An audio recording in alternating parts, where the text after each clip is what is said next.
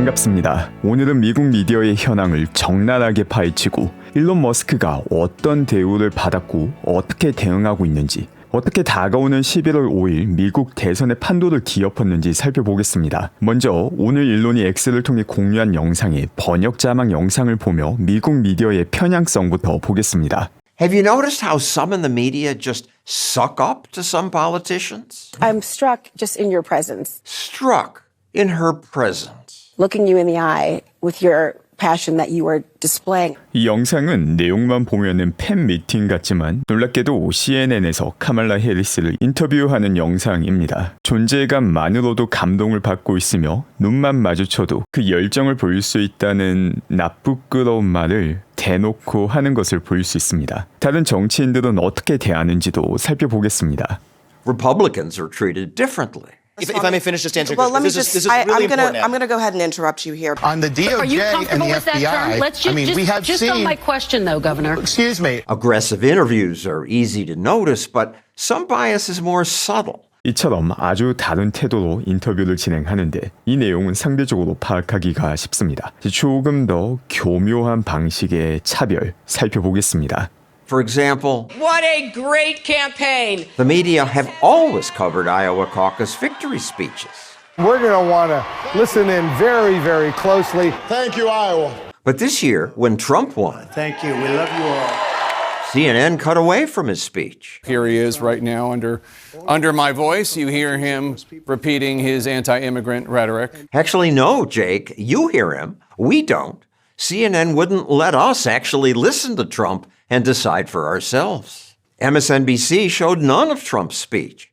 Rachel Maddow said, We will let you know if there's any news made. Maddow says it's not responsible to broadcast Trump live because he lies so much. 지금 보시는 게 미디어가 대중을 조작하는 가장 대표적인 방식 중 하나입니다. 어떤 내용은 공개하고 어떤 내용은 공개하지 않을지 미디어 편집장이 선별하게 됩니다. 사실관계를 그대로 보여주는 것이 아니라 우리가 생각하기에 이것은 공개하지 않는 것이 더 적합하다라고 판단을 해서 마치 어린아이들을 다루듯이 대중들을 상대로 훈육을 하는 것입니다. 이게 바로 검열이며 실제 일어나고 있는 일을 보여주지 않는 것이며 언론의 자유를 훼손하는 행위입니다.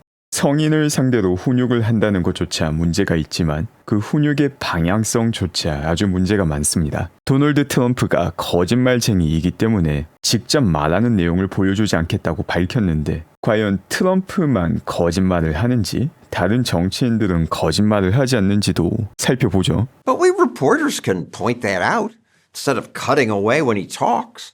I've repeatedly reported on Trump's lies. Trump lies even about unimportant things like the crowd at his inauguration, the ratings of his TV show. But Biden lies too.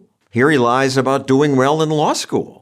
Ended up in the top half of my class. Biden now concedes he did not graduate in the top half of his law school class. He also lied when he said, I have never discussed with my son or my brother or anyone else anything having to do with their businesses. 어떻게 도널드 트럼프만 거짓말쟁이인 줄 알았는데 바이든조차 확인된 거짓말이 상당히 많다는 걸 볼 수 있습니다. 그런데 왜 미디어가 도널드 트럼프를 대하는 태도가 이처럼 다를까? 그 부분도 알아보겠습니다. I shouldn't be surprised that the media treat Republicans differently. For every Republican in newsrooms, there are 10 Democrats. And now NPR has actually hired this woman to be its new CEO. She not only tweeted, Trump's a racist,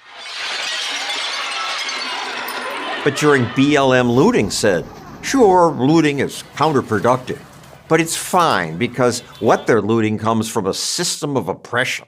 She's now the boss of government-funded radio?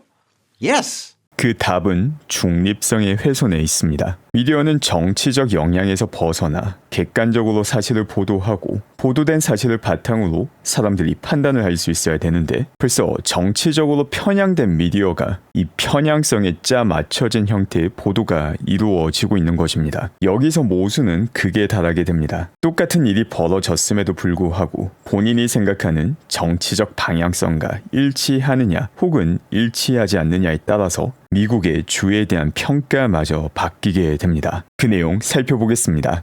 Here's another example. The governor of Texas refuses to give in to federal law. Recently, reporters suddenly got very upset about rule of law. The governor of Texas refuses to give in to federal law. The media can't believe that Texas politicians put up a fence and won't remove it even after the feds told them to. But when it comes to sanctuary cities, the tone is very different. Communities that shield undocumented immigrants by not reporting offenses to immigration enforcement. They choose not to follow federal immigration laws. They simply choose not to follow the law. They don't refuse like Texas does. The governor of Texas refuses to give in to federal law. 똑같이 미국의 연방법을 따르지 않았는데 불법 이민자가 들어오는 것을 막기 위해서 연방법을 따르지 않았을 때와 불법 이민자를 보호하기 위해서 연방법을 따르지 않을 때 미디어에서 보도하는 태도가 180도로 바뀌게 됩니다. 이게 앞서 말한 편향성이고 미국 미디어를 더 이상 신뢰할 수 없는 이유입니다. 그리고 일론 머스크가 X라는 플랫폼을 만든 이유이기도 합니다. 이처럼 미국 정치권은 미디어를 통해서 모든 사람들을 손쉽게 조종하고자 합니다. 그런데 일론이라는 사람이 나타나서 이 조종을 못하게 막아버렸기 때문에 얼마나 눈에 가시가 되겠습니까? 그렇기 때문에 일론 머스크에 대한 공격도 지속되고 있는데 이 공격의 패턴이 아주 흥미롭습니다. 이 공격의 패턴을 파악하기 위해서 JD 벤스의 CNN 인터뷰 영상부터 보겠습니다. On your network as if they were the gospel truth. You did it again and again. A viewer of your network would have believed that Donald Trump and Vladimir Putin conspired in 2016. No. That was totally and preposterously false. No. Well, that's what you just said is why. false. We covered an FBI investigation. I don't know why you want to talk about the FBI investigation. You covered it in a way that gave credence to anonymous sources' accusations. You did it yourself. Your network did it, Jake. 앞서 살펴봤던 미디어의 속성을 다시금 확인할 수 있습니다. 어떤 주제를 중요한 주제로 다룰 것인지 선택할 파워가 있는 게 미디어인데 하필 선택한 주제가 2016년도 같은 경우 익명의 FBI 요원이 말을 했던 내용입니다. 검증되지도 않았으며 신원도 확인이 되지 않았습니다. 그럼에도 불구하고 이를 바탕으로 도널드 트럼프가 러시아 블라디미르 푸틴과 연결고리가 있으며 심지어는 러시아를 위해 일을 한다라는 음모론까지 각종 미디어에서 나왔습니다. 이 문제를 JD 벤스가 직접적으로 따지고 있는 것입니다. But again, can we talk about the issues that Americans care I'm most talking about about? things that Donald Trump has said. Yes. If you have an issue Kamala with whether or Harris- not he's talking about the economy enough, that's between you and your running mate. I'm talking about things he has said this week. Every single rally that he does, he talks about how he wants to unleash American energy so we can lower the cost of groceries. He talks about the fact that housing has become unaffordable. He talks about the wide open border, Jake. Kamala Harris and her allies, you know, it's interesting. Kamala Harris and her media allies, and I would put CNN in this category. You guys seem to care. I'll tell you that. They wouldn't. Well, they should watch your network more because you guys seem to care more about Donald Trump's past than the future of the American people. We're running this campaign on making the American dream. I'm specifically asking about how Donald Trump is going to be president in the future should he win, and then we're being told He's going to pursue economic policies that lower the cost of groceries and make life more affordable again. He talks about it every single day on the campaign trail, and so do I. What you're talking about is an anonymously sourced story, or one guy Nothing anonymously sourced. or who Zero one guy who is a disgruntled employee. I told you 10 people pushed back against him and said that what he said was dishonest. So why don't we talk about the policy that's affecting American citizens and not what Donald Trump allegedly said, according to one guy who's pissed off because he got fired by Donald Trump. JD 벤스가 본질적인 문제를 지적합니다. 단순히 정치적 권력을 확보하기 위해서 상대방에 대한 잘못된 정보를 퍼뜨리는 것에 초점을 맞출 게 아니라 실질적인 정책에 대해서 이야기를 나누자. 이 본질적인 문제는 일론 머스크와도 연결이 되어 있습니다. 일론 머스크 같은 경우도 미국의 다른 빅테크처럼 미국 민주당이 원하는 꼭두각시 역할을 해야 되는데 이걸 거부하였습니다. 그 결과 각종 법을 이용해서 규제를 이용해서 일론 머스크를 공격을 하였고 일론 머스크는 이를 로페어라고 지칭하고 있습니다. 실질적인 정책에 초점을 두는 것이 아니라 미디어를 통해서 대중의 사고를 장악하고 말을 듣지 않는 존재들, 꼭두각시 인형이 되지 않는 대기업 같은 경우 법과 규제를 이용한 길들이기, 죽이기가 도가 넘게 진행이 되었던 것이고 지금 또 진행되고 있습니다. 이게 어떻게 실시간으로 진행되고 있는지도 확인하겠습니다. Do you have any reaction? reaction to the Wall Street Journal report about Elon Musk and Russian President Vladimir Putin being in contact since October 2022? And do you have any concerns about the national security aspect of it? 2016년도에는 도널드 트럼프와 블라디미르 푸틴이 국가 안보에 위협이 되었는데 2024년에는 일론 머스크와 블라디미르 푸틴이 국가 안보 위협이 되고 있습니다. 이 내용을 함께 살펴보면 어리석을 정도로 똑같은 패턴의 공격이 이어지고 있는데 미국 미디어에서는 이를 비교 분석하지 않습니다. 들려주고 싶은 내용만 짜집기를 해서 사람들에게 들려주기 때문입니다. X와 같은 플랫폼을 통해서 어떤 수작질이 반복해서 일어나고 있는지를 사람들에게 보여주며 많은 미국인들이 현실을 깨닫기 시작한 것입니다. JD 벤스의 답변도 들어보겠습니다.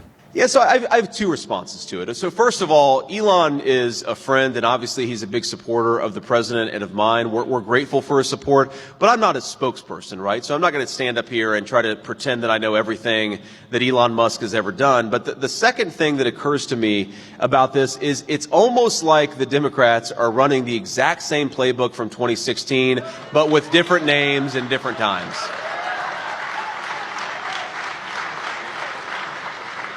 Here's what I know about Elon Musk. I know that there are a lot of people in areas that were hit hard by Hurricane Helene who have internet service because Elon Musk has been working hard to make that happen.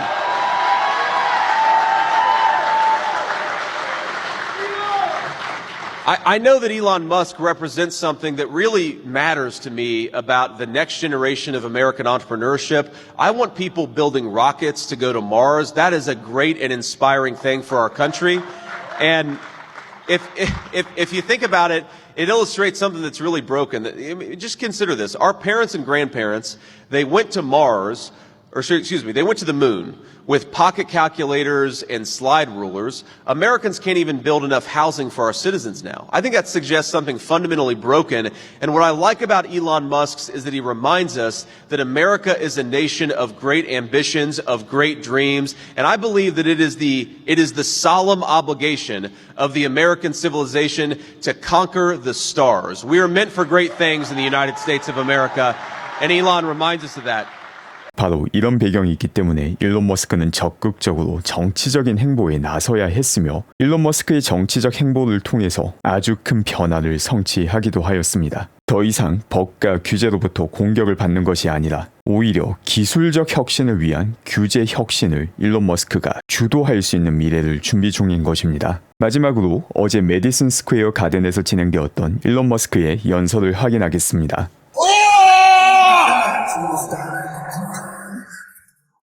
All right. As you can see,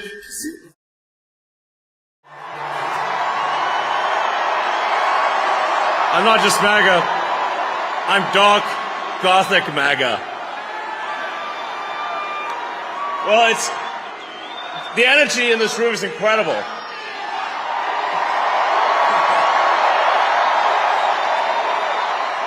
What a great group of people.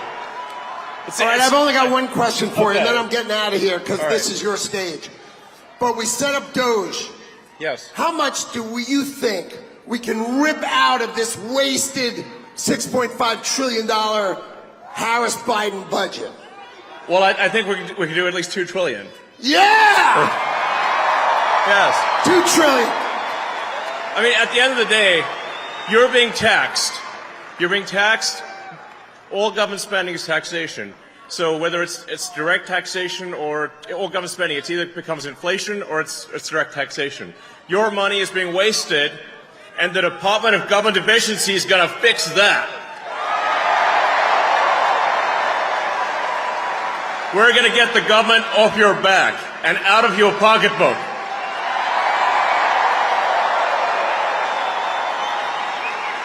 And America's just not just going to be great. America is going to reach heights that it has never seen before. The future is going to be amazing!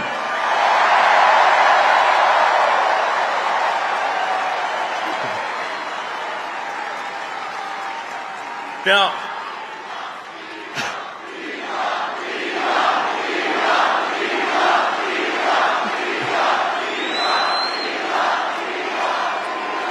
you guys are awesome. Honestly, this is like...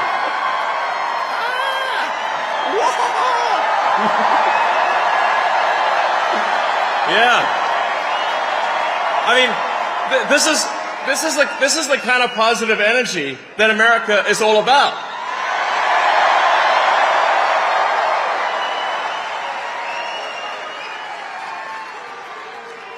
Yeah. USA, USA, USA, USA, USA. Ah! Yes. Now, I have something I want to ask you to do, though, because obviously we're somewhat preaching to the converted in this stadium, but there's a lot of people out there who need to vote for President Trump. Okay, so this is a real battle. This is a real election battle. So you need to get friends and family to vote. Make sure they vote. Vote early. This is important. We're going to be putting up a scorecard, okay? An early vote scorecard, state by state, county by county. What is the scorecard? Vote early. Vote now. Yeah.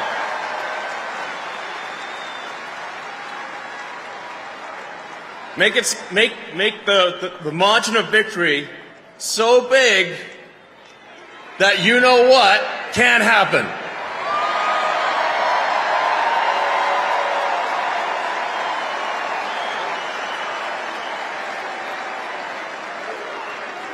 Massive, overwhelming sweep of every swing state, and even some of the states that people don't think are swing states. Massive, crushing victory. Get everyone, friends, family, people on the street. Put the signs up, put the hat on. Let's go.